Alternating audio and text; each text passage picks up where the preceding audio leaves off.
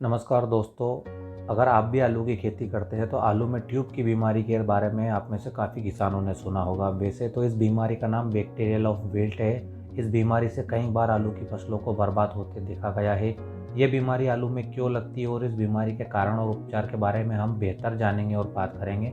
इससे पहले ये जानना जरूरी है कि मुख्यतः आलू में 12 से 14 प्रकार के रोग लगते हैं। किसी भी खेती के बेहतर उत्पादन के लिए खाद और बीज का जितना महत्वपूर्ण योगदान है उतना ही जरूरी है फसलों में लगने वाले रोग का नियंत्रण और रोकथाम करना। तो इस वीडियो में आलू की मुख्य बीमारी के बारे में हम जानेंगे। फसलों में बीमारियों को 4 कैटेगरियों में बांटा गया है। बैक्टीरियल जीवाणु से फैलने वाली, फंगल फफूंद से फैलने वाली, वायरल जो विषाणुओं से फैलने वाली, और एक होती है एबायोटिक जो पोषक तत्वों की कमी के कारण पत्तियों पर लक्षण दिखाई देते हैं। जिस रोग को किसान भाई ट्यूब के नाम से जाते हैं वो बैक्टीरिया से फैलने वाली आलू की बीमारी बैक्टीरियल ऑफ विल्ट है। इस बीमारी की मुख्य वजह है किसान भाइयों रास्टोनिया सोलेनिसिरम बैक्टीरिया, जो मिट्टी में प्रवेश करते ही आलू के पौधे में बीज के माध्यम से पौधे में पहुंच जाता है और आलू का जो संवहन तंत्र होता है जिसे जाइलम कहा जाता है उसमें पहुंच जाता है और अपनी संख्या को तेज गति से बढ़ाता है।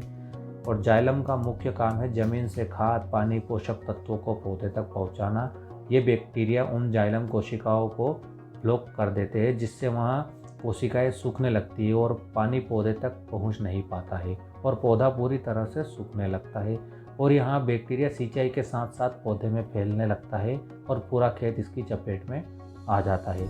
जब आप इस ग्रसित पौधे में लगे हुए आलू को काट कर देखेंगे तो आपको कटे हुए भाग पर एक रिंग दिखाई देगी जिसे वैज्ञानिक भाषा में ब्राउन वेस्कुलर रिंग कहा जाता है।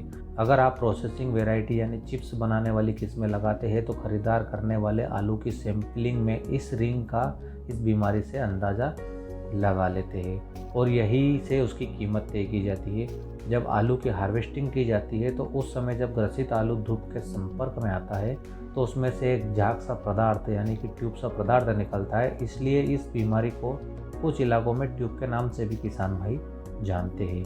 हो सकता है अलग अलग राज्यों में इसके दूसरे नाम भी हो, लेकिन आलू की इस बीमारी का वैज्ञानिक नाम बैक्टीरियल विल्ट है।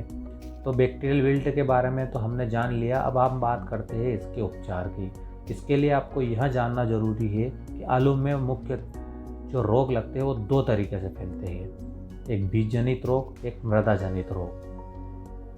पहले उपचार के बारे में हम बात करें तो इसके लिए आपको अच्छे बीज का चयन करना चाहिए जिसमें यह बीमारी पहले से ना लगी हो, यानी संक्रमित बीज का चयन ना करें।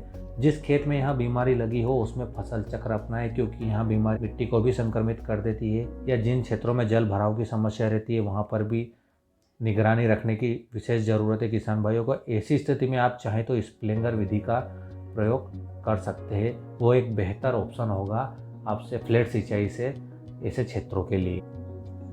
बीमारी अधिक और ना फैले इसके लिए आपको सिंचाई तुरंत बंद कर देनी चाहिए।